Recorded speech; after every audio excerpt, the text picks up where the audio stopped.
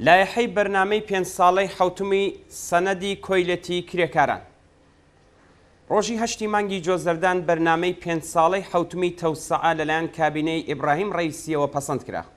ئەم بەرنامەیە سەرڕای پێشبینیە ساویلکانە و ناواقعیەکەی لە بواری گەشەی ئابووری بەرنامەیەکی تا بڵێ دژی کرێکاریە.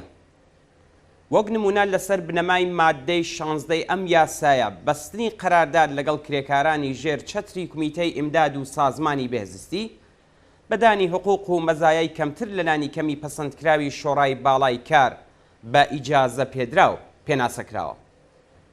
لەسەر بنەمای مادەی 66 ئەم لایحەیە تەمەن و پێشینەی قابلی قبول بۆ خانەنشینبوونیش بۆ سازمانەکان و سندوقەکانی خانەنشینی لە ماوەی ئیجرای بەرنامەی حوتمدا لە بەرامبەر هەر ساڵێکدا 6 مانگ زیاد دەبێت.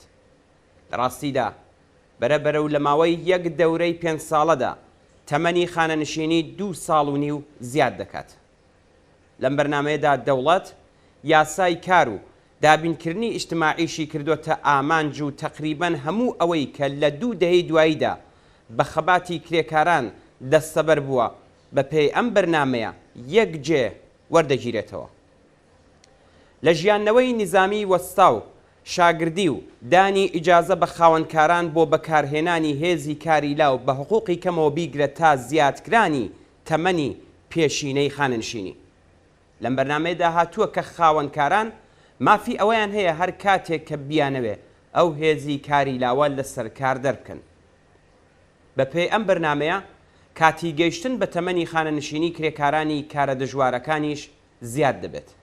وەک نمونە ئەگەر کرێکارێکی پیاو لە تەمەنی 20 ساڵیدا لە کارێکی دژوار و زیان ئاوەردا کار بکات، لە تەمەنی 43 ساڵیدا ماوەی کارەکەی تەواو دەکات، بەڵام دەبێت تا تەمەنی 50 ساڵی ڕابوەستێت تا بگاتە تەمەنی خانەنشینی. گزارشگەری هەواڵنەری کاری ئێران لەم بوارەدا راپۆرتێکی سەبارەت بە کرێکارانی مەعدەن و کرێکارانی فولات ئامادە کردووە کە قوڵایی دژی کرێکاری بوونی ئەم لایحەیە ئاشکرا دەکات. یەکێک لە کرێکاران لە یەکێک لە مەعدەنەکانی ئۆستانی کرمان دەڵێ کرێکارانی مەعدەن بە شێوەی ئاسایی هیچ خێرێک لە خانەنشینبوون نابینن. ئەوان 4 بۆ 5 ساڵ دوای خانەنشینبوون بەرەو ڕووی نەخۆشی سیەکان دەبن و دەمرن. لەم نمونانەمان زۆر بووە. کاتێک گزارشگەرەکە بۆ چوونی ئەو سەبارەت بە لایحەی بەرنامەی 5 ساڵەی تەوسعە دەپرسێت لە وڵامدا دەڵێ ئەو کەسانەی کە ئەم بڕیارانە ئەدان یەک ڕۆژنا یەک کاتژمێر لەگەڵ ئێمە تا قوڵایی 170 میتری ئەرزی بێن و دابنیشن، دەست لە هیچ کارێکیش نەدەن، تەنیا بێن و ببینن و دوای بڕۆن هەر بڕیارێک ویستیان بیدەن. گزارشگەرەکە داوا لەم کرێکارە دەکات باسی ڕۆژێکی کارەکەی بکات. کاتژمێر 4:30 لە خەو هەڵدەستم و کاتژمێر 5 سواری مینیبوس دەبین. کاتژمێر 6 چوونمان تۆمار دەکرێت و دوای خواردنی نانی بەیانی دەچینە نێو تونەلێکەوە. تا کاتژمێر 12 کە بۆ ئیسراحەتێکی یەک کاتژمێری دەینە دەرێ نە نور دەبینین نا ئیسراحەت دەکەین.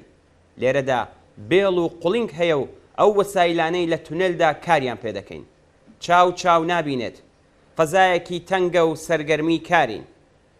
6 کاتژمێر لەگەڵ تەپ و تۆز و مادەی مەعدەنی و سیمان سەروکە لە لێدەین، دوایی بۆ خواردنی نەهار لە تونێلەکەوە دێنە دەرەوە. نەتەنیا دەنگدانەوە، گەرما، گاز و هەڵمی شیمیایی کابوسی ڕوخانی بەردە چەند تۆنیەکان و گیر خواردن لە کۆتایی و دەستپێڕانە گشتوترین شوێنی تونێلەکەش بەردەوام لە مێشکماندایە. گازگرتووی، بەرقگرتووی و تەقینەوە ئەو ڕووداوانن کە ئەم کرێکارانە گەلێک جار بە چاوی خۆیان بینیویانە و بیستویانە. کەوتنە ژێر بەردی هاوکارەکانمان زۆر بینیوە. هاوکارمان بووە کە بە زۆر لە ژێر بەردی 2 تۆنی دەرمان هێناوە وەک ئەوەی تۆن ماسی کۆ بکەینەوە. گزارشگەرەکە دواتر دەپرسێ دوای کاتژمێر 12 چی دەکەن؟ شیفتمان تەواو دەبێت، بەڵام زیاتر دەمانەوێت شیفتی دواتریش بمێنینەوە تا دەرەقەتی خەرج و مەخارجی ژیان بین. ساڵی ڕابردوو بۆ زیاتر لە 150 کاتژمێر کار لە مانگدا 7 میلیۆن تمەن مانگانەمان وەردەگرت لەبەر ئەوە بوو کە شیفتی دواتریش دەماینەوە. ئەم ڕادەیە لە ڕەنج و ئازار و چەوسانەوە بۆ چینی کرێکاری ئێران شیاوی تەحمل و قابلی دەوام نییە. چینی کرێکاری ئێران لە ئاستێکی بەریندا ماف و داخوازیە سەرەتاییەکانی دەناسێت و لە ماوەی چەندەهی دواییدا لە زۆر بواری جۆراوجۆردا بۆ دەستەبەرکردنیان خەباتی کردووە. پێویستە تەشەکل و یەکگرتووی ببێتە خۆوشیارکردنەوەی بەشێکی بەرین لە چینی کرێکار و گەرا سەرەتاییەکانی تەشەکولی چینایەتی کرێکاران لە ناخی دیکتاتۆری و سەرکوتی حاکمدا شکڵ بگرێت. ئەو گەرانەی کە بە هەڵکردنی هەر نەسیمێک لە ئازادی و گۆڕانی هاوسەنگی هێز بە خێرایی پەرەدەستێن و ڕژیمی ئیسلامی بە بەرنامەی 5 ساڵەیەوە دەخەنە نێو زبڵدانی مێژووە.